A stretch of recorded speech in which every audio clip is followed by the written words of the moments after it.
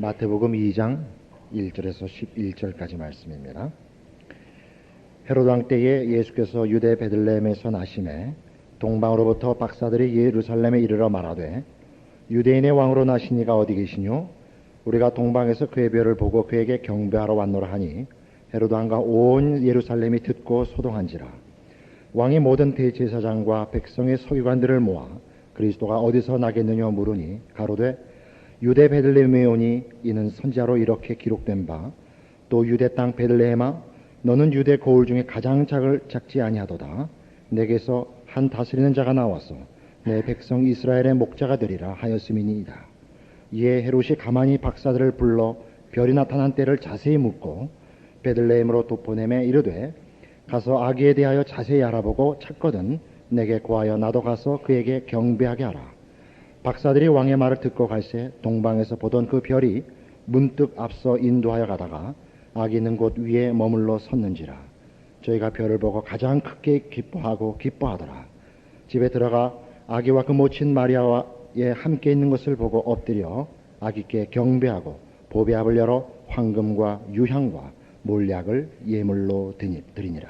이 마태복음은 대략 AD 55년경 전후로 기록된 것으로 추측을 합니다. 예수님이 33년 동안 이 세상을 사셨으니까 예수님 승천하시고 거의 30년 가까이 세월이 흘러서 이제 기록을 하게 되는 거죠. 예수님이 살아계실 때 모든 이스라엘 사람들은 메시아가 십자가를 지는 종으로 오실 거라고는 기대하지 않았던 것입니다. 백마탄 정복자, 해방자로 오실 것으로 기대했고 실제로 예수님의 제자들도 그렇게 기대를 했었습니다. 그런데 예수님은 십자가에 돌아가셨고 12제자 외에도 상당수의 추종자가 있었으나 예수님이 이제 십자가에 돌아가시자 다 떠나버리고 12제자만 남게 된 것입니다.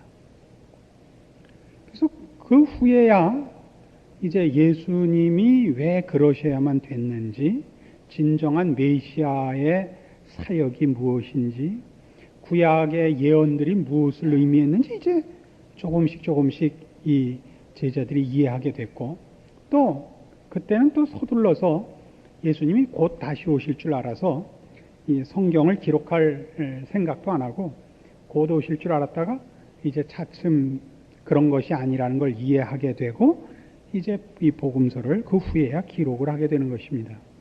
그때쯤 돼서 보니까 예수 그리스도의 오심이 갖는 의미가 구약의 예언의 내용들의 어떤 성취며 그런 차원에서 구약의 예언들이 도대체 어떤 뜻을 가졌는가를 비로소 이해하게 된 것입니다.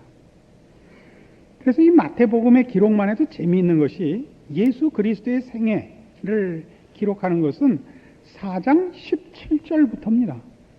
4장 17절에 이르러야 이제 예수님의 그 생애가 본격적으로 기록이 되는데, 그 앞에는 말하자면 우리 처음에도 말씀드린 것과 같이 예수는 누구이신가 하는데 초점을 갖고 설명하는데 이 지면을 할애하고 있는 것입니다. 그런 차원에서 이제 이 마태복음 2장에는 예수 그리스도의 탄생과 거기에 얽힌 구약의 예언들의 성취를 4가지를 기록하고 있습니다. 이런 것들은 다 그냥 단순히 무슨 일기예보 같이 혹은 무슨 모자이크의 한 조각을 맞추는 것 같은 것이 아니고 예수 그리스도가 누구신가를 이 저자가 가장 크게 우리에게 설명하기 위하여 제일 적당한 구약의 내용들을 연결시키고 있는 장면인 것입니다. 그 첫 번째가 오늘 그러니까 메시아가 나시면 어디서 나느냐 할 때 6절에 있는 바와 같이 유대 땅 베들레헴아 너는 유대 고을 중에 가장 작지 아니하도다. 내게서 한 다스리는 자가 나와서 내 백성 이스라엘의 목자가 되리라 하는 예언의 성취를 언급하는 장면입니다.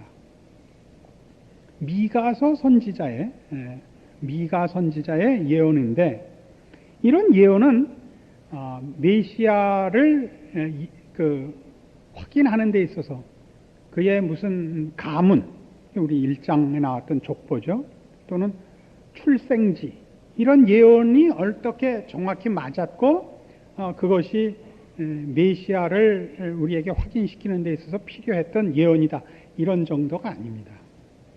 예수 그리스도가 누구신가에 관한 전체적인 설명에 있어서 이 마태복음 저자가 구약의 예언이 갖는 뜻을 우리에게 제대로 이해시키기 위하여 이제 도입하는 부분인 것입니다. 그게 뭐라고요? 베들레헴에서 이스라엘의 목자가 태어나신다 하는 얘기인데, 그것은 미가 선지자의 예언의 한 부분이며, 마태가 그 예언을 여기서 인용하면서 사실은 미가 선지자의 모든 그 사역의 내용들, 미가서에 기록된 내용들을 대표해서 이 구절을 언급한 것입니다. 그러니까 이 구절 하나만을 보면 안 되고 미가 선지자의 예언 전체의 뜻을 이해해야 연결이 됩니다. 구약성경 1293페이지, 미가서 3장으로 가십시다. 1293페이지 미가서 3장 9절 말씀 봅시다. 야곱 족속의 두령과 이스라엘 족속의 7이자 곧 공의를 미워하고 정직한 것을 굽게 하는 자들아, 청컨대 이 말을 들을지어다. 시온을 피로 예루살렘을 죄악으로 건축하는도다. 그 두령은 뇌물을 위하여 재판하며 그 제사장은 싹을 위하여 교훈하며 그 선지자는 돈을 위하여 점치면서 오히려 여호와를 의뢰하여 이르기를 여호와께서 우리 중에 계시지 아니하냐, 재앙이 우리에게 임하지 아니하리라 하는도다. 이러므로 너희로 인하여 시온은 밭같이 갈물 당하고 예루살렘은 무더기가 되고 성전에 사는 수풀의 높은 곳과 같게 되리라. 미가 선지자는 그 이름의 뜻이 미가야후라는 그 단어의 압축형입니다. 미가라는 말이. 근데 그 뜻은 누가 하나님과 같으랴, 그런 뜻입니다. 누가 하나님과 같으랴. 이 미가 선지자는 BC 735년에서 710년경 사이에 활동한 선지자로, 지난주에 우리 확인한 아하스 왕 때 주로 활동한 선지자입니다. 이사야와 호세아, 이 두 선지자와 동시대의 선지자고, 호세아나 이사야가 정치적 지도자들 앞에 섰던 선지자인 것에 반해서 이 미가 선지자는 백성들 앞에 선 선지자입니다.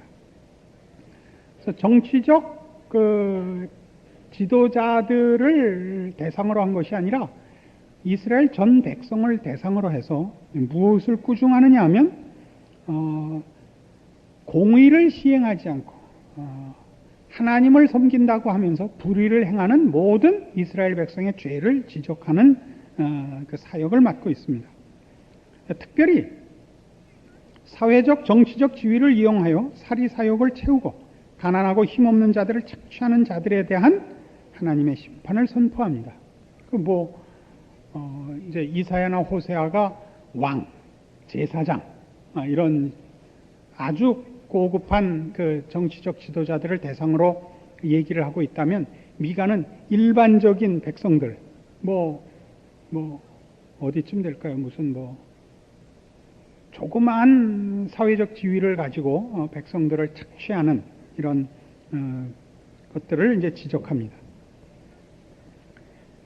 그래서 이 미가가 뭘 얘기를 하냐면, 그 12절에 있는 바와 같이 이러므로 너희로 인하여, 너희 모든 백성들의 죄로 인하여 시온은 밭같이 갈아엎어질 것이다 라는 심판을 예언합니다. 그러니까 이스라엘은 이렇게 밭같이 갈아엎어질 것이다. 그런데 4장 6절에 가시면 여호와께서 말씀하시되 그날에는 내가 저는 자를 모으며 쫓겨난 자와 내가 환난 받게 한 자를 모아 그 저는 자로 남은 백성이 되게 하며 멀리 쫓겨났던 자로 강한 나라가 되게 하고 나 여호와가 시온산에서 이제부터 영원까지 그들을 치게 하리라 하셨나니 너 양떼의 망대요 딸 시온의 산이요 이전 걷는 곧 딸 예루살렘의 나라가 네게로 돌아오리라 그럽니다. 이스라엘을 심판하겠다고 예언하시지만, 그렇지만 남은 자를 귀환시키겠다 그러신단 말이에요. 우리 지난주에 임마누엘에 대한 그 성경의 예언을 확인할 때 했던 거죠. 예수 그리스도는 임마누엘이라 하실 텐데, 그 임마누엘의 예언에 연결해서 이사야 선지자에게 두 아들을 주죠. 첫째 아들 이름이 스알야숲, 둘째 아들이 마헬살랄 하스바스. 지난주에 집에 갔더니 저희 집사람이 저보고 그러더라고요. 여보, 그래서 오늘 도대체 뭐라는 거야? 그래서 내가 아이고 오늘은 망했구나. 우리 집사람이 못 알아들었으면 여러분이야 더 못 알아들었겠죠. 같이 사는 사람이 못 알아들었는데 안 같이 사는 사람이 뭐 어떻게 무슨 수로 알아들었겠어요. 그때 스알 야숲은 남은 자가 돌아온다.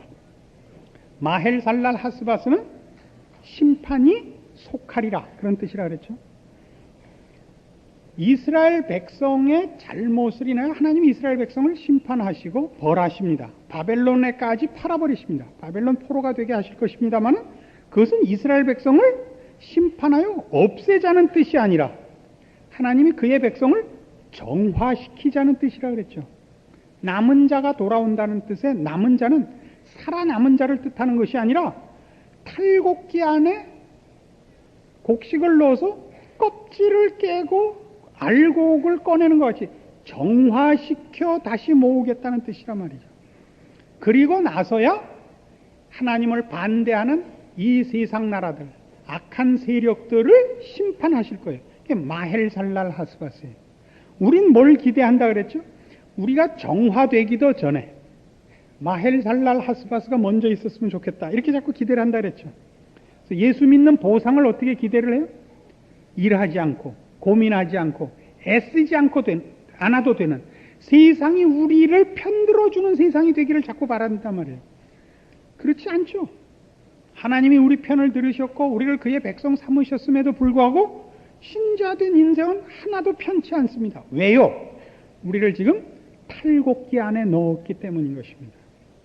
그래서 우리가 정화되고 하나님의 사람으로 완성되는 기간이 남아있는 것입니다. 그래서 임마누엘은 하나님의 기름 부음 받은 종 메시아가 이 땅에 와서 우리 편을 들어서 우리 대적을 물리치고 우리를 편케 하는 것으로 그 사역이 전부가 아니라 우리를 먼저 죄에서 꺼내는 일, 거룩하게 만드는 일이 우선이란 말이죠. 그래서 예수님께서 오셔서 십자가를 지셔야 했단 말이죠.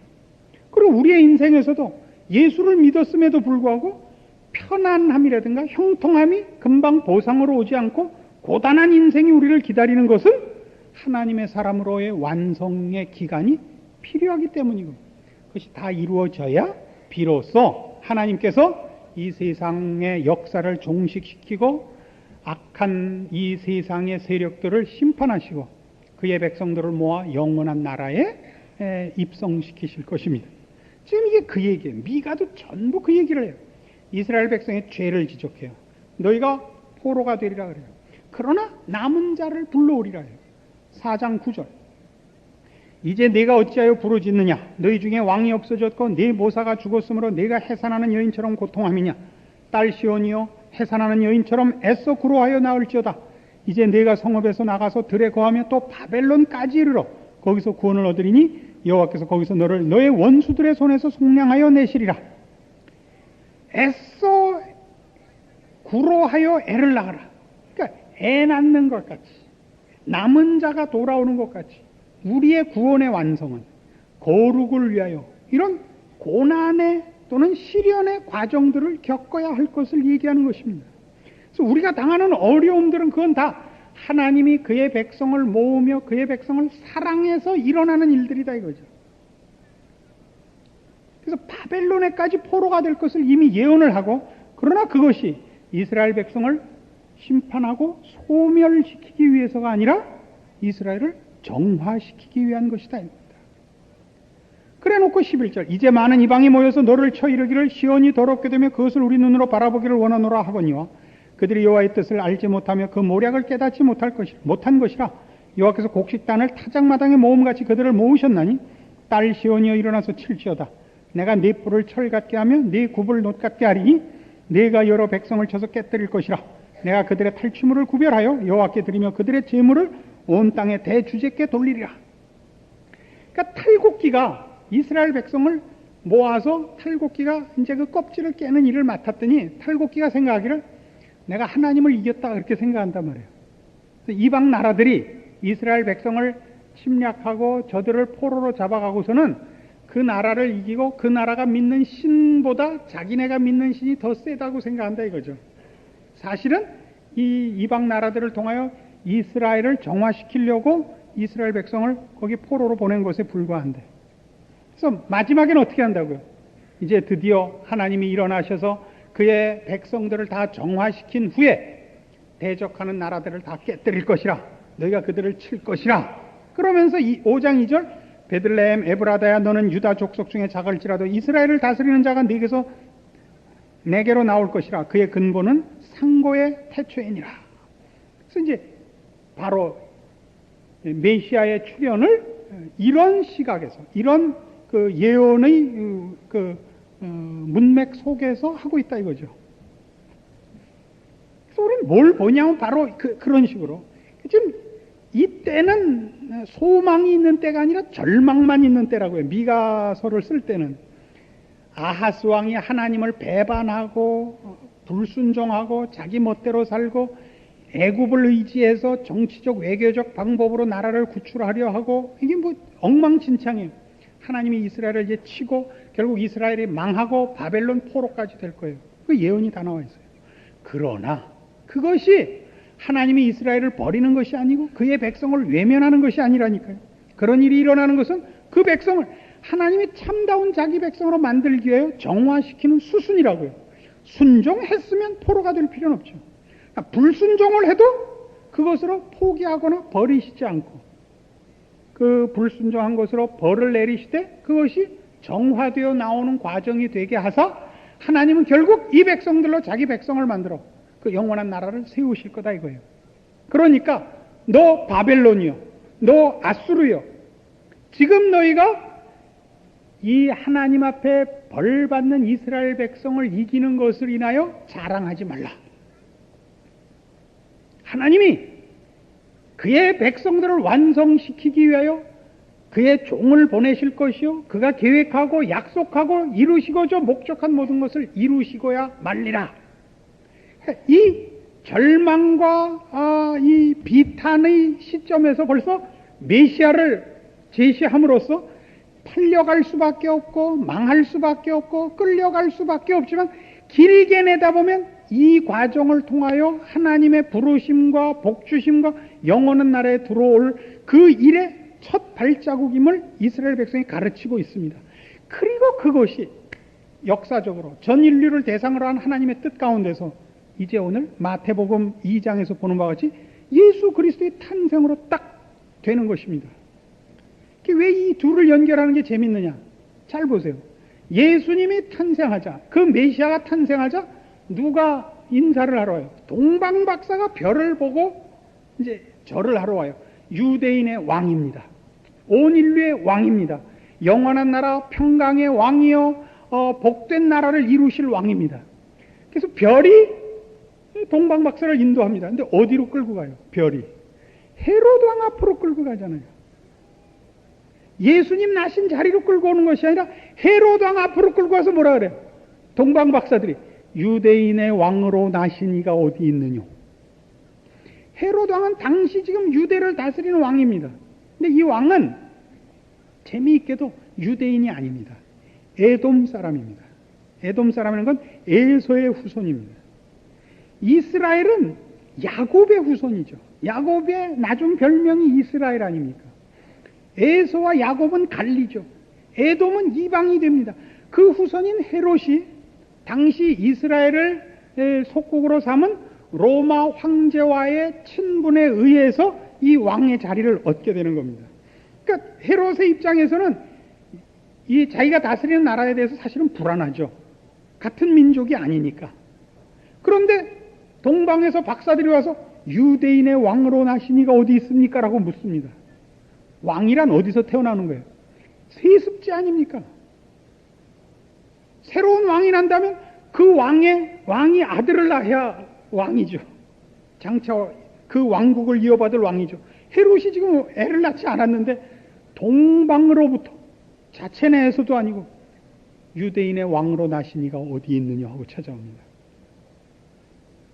놀래죠, 헤롯이. 제사장들을 불러서 묻죠. 메시아가 나면 어디서 나느냐? 베들레헴에서 납니다.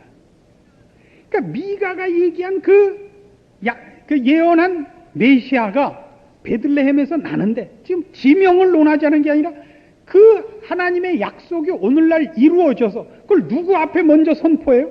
헤롯 앞에 선포함으로써 세상 모든 나라들, 여기서 말하는 세상이란 하나님을 반대하는, 하나님을 인정하지 않고 그의 계획과 뜻에 관심이 없는 영적으로 적대 세력들에 대해서 얘기하는 거예요. 거기 앞에 갖다 붙이는 거죠. 하나님이 그의 뜻을 이렇게 이루고 계시며 그의 약속을 신실하게 수행하고 계시다. 그가 세울 영원한 나라를 이루기 위하여 예언대로 약속대로 그 왕이 나셨느니라. 누구한테 다 대고 말을 해요. 헤롯 앞에 얘기함으로써 그때까지 지금 이스라엘은 로마의 속국이요, 오늘날에도 예수 믿는 자들은 이 세상 앞에 이렇게 묻혀 살고 삼켜져 있는 것 같지 않아요? 예수 믿는 것으로 무슨 보상이 있고 특별한 무슨 대우를 받는 게 있지 않잖아요. 그러나 세상 권세에 대해서 이 말을 하는 거예요. 어떤 말? 우리 지난번 이사야 할 때 본 바와 같은 이사야 8장. 나는 무지하게 재밌는데 여러분 표정이 왜 그래요? 이사야 8장 974페이지에 1절. 여호와께서 내게 이르시되 너는 큰 서판을 취하여 그 위에 통역 문자로 마헬살랄 하스바스라 쓰라. 내가 진실한 증인 제사장 우리야와 여베레기야의 아들 스가랴를 불러 증거하게 하리라 하시더니 내가 내 아내와 동침함에 그가 잉태의 아들을 낳은지라. 여호와께서 내게 이르시되 그 이름을 마헬살랄 하스바스라 하라. 이는 이 아이가 내 아빠 내 엄마라 할 줄 알기 전에 다메섹의 제물과 사마리아의 노략물이 아수르 왕 앞에 옮긴 바 될 것임이니라.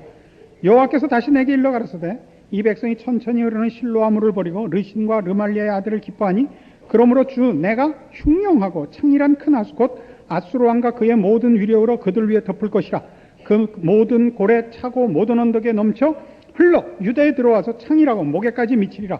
임마누엘이여 그의 펴는 날개가 네 땅에 편만하리라 하셨느니라. 이 이사야에게는 뭐라 그랬어요? 쳐들어오는 아람과 국왕조 이스라엘을 두려워하지 마라. 내가 저들을 쳐 엎고 너희가 패하지 않게 하겠다. 그래서 그 두 나라가 누구에게 망해요? 아수르에게 망하죠. 아수르가 두 나라만 패망시키는 것이 아니라 유다에까지 쳐들어옵니다. 그러나 유다를 이 물이 목까지 차지만 위기에 처하지만 임마누엘 하나님이 유다와 함께 하시기 때문에 이 아수르가 이기지 못할 겁니다. 그래서 그 9절 이하에 조롱의 말이 나오죠.